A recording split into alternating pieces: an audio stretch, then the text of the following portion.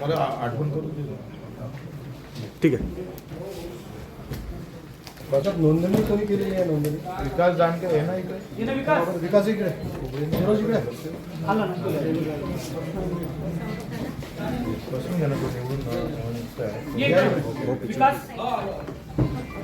थोडा आपण टॉपिक मध्ये बाकी गुच्छे करून काढू. आपण पहिल्यांदा एक नगरसेवक झालाय नाही का ते कुबडे.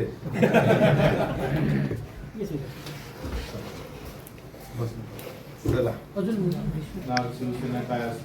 पहिली नागपूरमध्ये बैठक होत आहे. शिवसैनिक देखील आहे आणि प्रहार संघटनेचे कार्यकर्ते देखील आहे. कशा संदर्भात बैठक आहे? खरं तर पहिले आत्ता आम्ही प्रहार संघटनेची बैठक बोलावलेली आहे. त्यामध्ये या विभागातली जी प्रहार संघटना आहे त्याच्यामध्ये किती लोक प्रहार एक सामाजिक संघटना म्हणून काम करणार आणि किती लोक शिवसेना म्हणून राजकारणात काम करेल या सगळ्या संदर्भात आपण चर्चा करतो आहे. अनायसे योगायोगानं छत्रपती शिवाजी महाराजांचा चित्रपट आहे तो एकत्रित आम्ही पाहणार आहोत आणि यासोबतच एक शेतकरी संवाद यात्रा भविष्यात या मे महिन्यात काढायची आहे.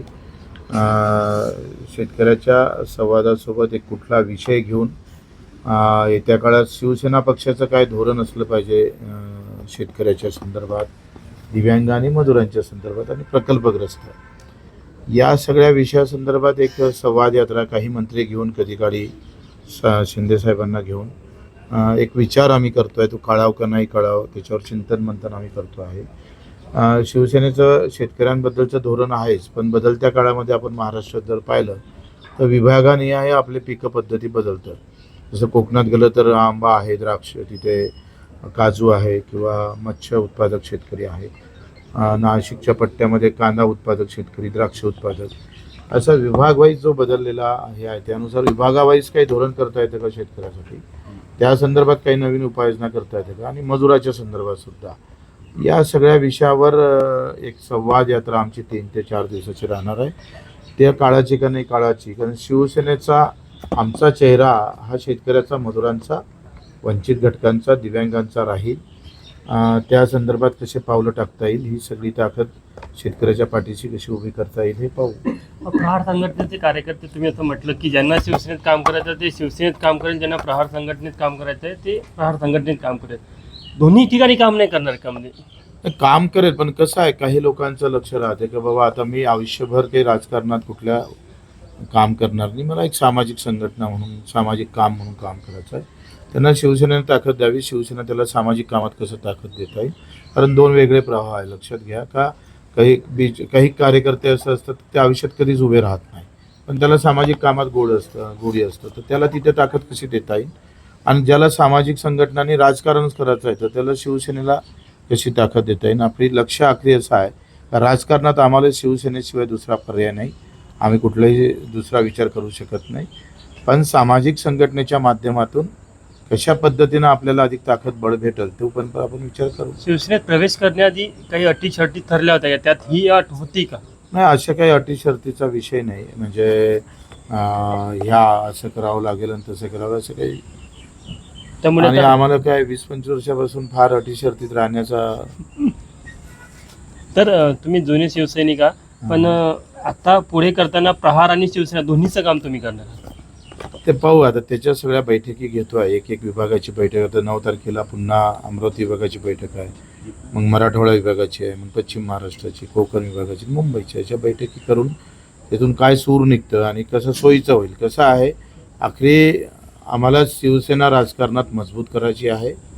घराघरापर्यंत धनुष्यबाण नेण्याचा प्रयत्न आम्ही प्रामाणिकपणे करणार आहोत आणि त्या पद्धतीनं ही सगळी ताकद शेतकऱ्याच्या बाजूनं, मजूर दिव्यांगाच्या बाजूनं उभी कशी राहील तो एक प्रामाणिक प्रयत्न करणार. आजच्या बैठकीत शिवसैनिक येणार आहेत का आणि तुमच्यासोबत चित्रपट बघायला देखील काही शिवसैनिकांचा सहभाग असतो? आम्ही काही शिवसैनिक आहे ते सोबत राहून पाहू. आता आम्ही शिवसैनिकच आहे ना. म्हणजे यात्रा काढताय तर शेतकऱ्यांचे कुठले विषय पुढच्या काळात अजेंड्यावर असणार आहे? कारण आता तुम्ही सत्तेमध्ये आता प्रश्न सोडवणं सोपीच आहे. खरं तर प्रोत्साहन निधी आहे कर्ज माफीमधला जो महत्त्वाचा गुंता राहिलेला आहे का प्रोत्साहन निधी जो 50,000 दिलेला आहे तो फार कमी दिला गेला आणि त्यामध्ये मला असं वाटतं का प्रोत्साहन निधीमध्ये आम्ही त्यांना म्हटलं का जर मी 1.5 लाखाचं कर्ज माफ भरत असेल रेग्युलर मी 1 लाखाचं भरत असेल कोणी 3 लाखाचं भरत या रकमेवर प्रोत्साहन निधी वाढवला पाहिजे. हे मी सीएम साहेबांशी पण बोललेलो आहे, शिंदे साहेबांशी बोललो. दुसरा आहे हमी भावाचा आणि पेरणी ते कापणीपर्यंत सगळे कामं एमआरजीएसमध्ये व्हावं. मजुरासाठी आणि युवकांसाठी एक धोरण नव्यानं करणं फार गरजेचं आहे आणि दिव्यांगाचे जे रखडलेले प्रश्न आहे म्हणजे मंत्रालय बळकटीकरण तर ते जिल्हा स्तरावर दिव्यांगाचे अधिकारी कसे येईल. आजही दिव्यांग मंत्रालयाचे अधिकारी खाली जिल्ह्याला नाही तालुक्याला नाही हा सगळ्या बळकटीकरणाचा विषय घेऊन आम्ही जाणार आहोत. छत्रपती संभाजीनगरमध्ये अतिक्रमण कारवाई दरम्यान एका दिव्यांग महिलेचं दुकान जे होतं ते तोडण्यात आलेलं आहे. ते आंदोलनही करतायत. ॲक्च्युली ही भूमिका योग्य वाटते? मला असं वाटतं का कुठल्या अधिकाऱ्यांना इतकं निर्दयी गरज नव्हती. उलट हा एक चांगुलपणा प्रशासनामध्ये जी मानवता नावाची गोष्ट संपलेली आहे त्याचं एक मोठं उदाहरण आहे. त्याचा आम्ही निषेध करतो आणि त्यांना आम्ही आता लगेच जागा पाहून एखादं राहण्याजोगतं घर आम्ही बांधून देऊ. नरसापूरची घटना पाहिजे आपण कशा पद्धतीनं तुम्ही आता तर मागणी होता की त्याला ठेचून मारलं पाहिजे अशा पद्धतीने होता. अशा घटना घडत्या. बच्चू कडू म्हणून तुमचा जो स्वभाव आहे किंवा अशा लोकांसोबत काय झालं पाहिजे? कायदा कायद्याच बदलवला पाहिजे. काही कायदे बदलवणं फार गरजेचं आहे.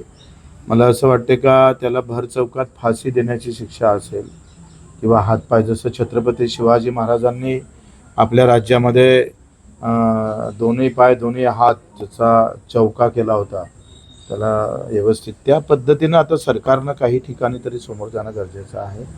जरी ते दिसायला वाईट वाटत असेल तरी मला असं वाटतं का त्याची गरज आहे. का होतं आहे जरब नाही आहे आणि जरब नाही आहे म्हणून ह्या घटना होतं. उलट चौकात येऊन त्याचा जर चौरंगा केला ना जो छत्रपती महाराजांनी केला मी म्हणतो रायगडाच्या पायथ्याशीच करावा. एक जागा निवडून ठेवावी राज्य सरकार आणि किल्ल्याच्या पायथ्याशी असा चौरंगा करण्याचा नवीन कायदा सरकारनं केला पाहिजे. पावसाळी अधिवेशनानंतर राज्यात मंत्रिमंडळाची शक्यता आहे, विस्तार होण्याची शक्यता आहे. तुमच्या नावाची जोरदार माझं काय म्हणणं आहे आमच्या मंत्रिमंडळाच्या विस्तारापेक्षा हे मुद्दे फार महत्त्वाचे आहेत आणि त्यासाठी येणाऱ्या अधिवेशनामध्ये ह्या सगळ्या गोष्टी आम्ही फार ताकदीनं आणि फार मजबूतीनं मांडणार आहोत. जे सरकारनं निवडणुकीच्या वेळेस दिलेलं आश्वासन आहे त्याची पण आठवण आम्ही सरकारला करून देऊ. अखेर शिवसैनिक आम्ही निवड पक्षासाठी असं नाही आहे. आम्ही शिवसैनिक इथल्या समाजासाठी सामान्य माणसासाठी कार्यकर्त्यासाठी आहे. त्याचा एक पाय शिवसेनेसाठी जात असेल तर दुसरं पाऊल हे सामान्य माणसासाठी उचलल्याशिवाय राहणार नाही. हा बच्चू कडूचा बाणा तेवढ्याच कणखरपणे ताकदीनं येत्या काळात तुम्हाला दिसणार आहे. कर्जमाफी संदर्भात काय स्टेटस आहे? राज्य सरकारने या संदर्भात तुम्हाला काही माहिती दिली आहे? आता मला वाटतं एक प्रस्ताव त्यांनी समितीनं दाखल केला. कॅबिनेट समोर तो प्रस्ताव येणार आहे आणि त्याच्यातून काही जे किंतु परंतु आहे मला वाटतं उदार मनानं सरकारनं या कर्जमाफीकडे पाहिलं पाहिजे. त्याच्यातले याला कापता येईल का त्याला ठेवता येईल का अशा भूमिका सरकारनं ठेवल्या तर मला असं वाटतं का अगर जेवायला बोलावलं तर मग पाणी देऊ का मग थंड देऊ का गरम देऊ किंवा वाळू का नाही वाळू जिलबी आहे बाबा एकच फेर वाढजो दुसऱ्या फेरची व्यवस्था नाही असं कंजोशी करू नये. मला वाटते फडणवीस साहेबांनी सुद्धा यावर लक्ष घातलं पाहिजे. अगर देना आहे तो फिर पुरे दिल से स्क्रुटिनी नको हां बिलकुल स्कूटी पाहिजेच. आमदाराला कशाला कर्जमाफी पाहिजे कलेक्टरला कशाला कर्जमाफी पाहिजे. शेतकऱ्याचं वर्गीकरण करणं फार महत्त्वाचं आहे. बिल्डर असणाऱ्या शेतकऱ्याला कर्जमाफी द्या. समजा आता तुमचा मीडियाचा प्रमुख आहे संपादक त्याला तुम्ही कर्जमाफी देणार. शेतकरी आहे म्हणजे कोण आहे तो नोकरी अधिकारी आहे आणि शेतकरी असेल तर त्याला कापा ना. आमदार आणि शेतकरी असेल तर त्याला कापलं पाहिजे. म्हणजे मर्यादा आखली आहे की इतकंच कर्जमाफी ती मान्य नाही का तुम्हाला? मला असं वाटतंय का 2 लाख 4 लाख कर्ज असेल तर 2 लाख माफ करावं 2 लाख त्याच्यावर राहील पण त्याला अशी अट घालू नये 2 लाखापर्यंतच कर्जमाफी. किती काही कर्ज असलं किमान 2 लाख तरी माफ केलं पाहिजे. कसं आहे लढा आपण जो उभा केला आणि त्याच्यातून जे घोषणा झाली घोषणेपर्यंत आपण थांबलो नाही आणि घोषणा करून घेतली. आता त्याचं GR निघणं औपचारिकता बाकी आहे. पण लोक म्हणते कर्जमाफी तर झाली नाही, बच्चू कडू शिवसेनेत कसा केला. अरे विधान परिषदमध्ये सभेमध्ये घोषणा करणं ही फार मोठी गोष्ट आहे. त्या घोषणेपासून सरकारला पळ काढता येणार नाही. आणि आता तर आम्ही सरकारमध्ये आम्ही पडू देणार नाही, त्याच्यापासून ठाम ठेवू. भाऊ, नवीन हंगामासाठी कर्ज घेताना शेतकऱ्यांना कुठेतरी अडचणी जाण्याची शक्यता आहे. अनेक ठिकाणी बँकवाले जे आहे ते पाहिजे त्याप्रमाणे शेतकऱ्यांना मदत करत नाही. त्यासाठी कुठेतरी हे अगदी बरोबर आहे का, कर्ज मागचं कर्ज थकीत आहे आणि नवीन कर्ज देता येत नाही. त्या संदर्भात मला वाटतं या 10-15 दिवसात शासन निर्णय निघेल.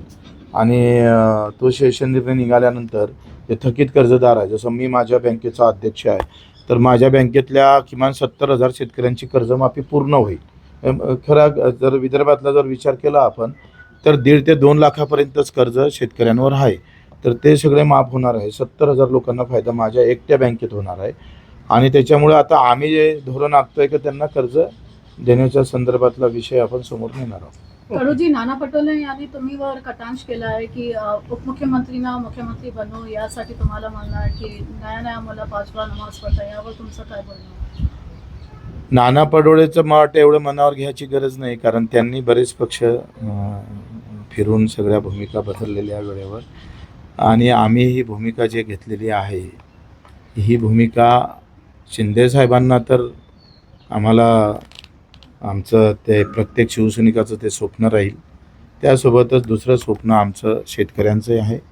मला असं वाटतं का शिंदे साहेब असले तर या गोष्टीचं दिव्यांग मंत्रालय दिलं तर यावर अधिक लक्ष झालं असतं, मला असं व्यक्तिशः वाटतं. त्याच्यामुळं आता शिंदे साहेबाच्या थ्रू आम्हाला फडणवीस साहेबांकडून करून घ्यावं लागेल.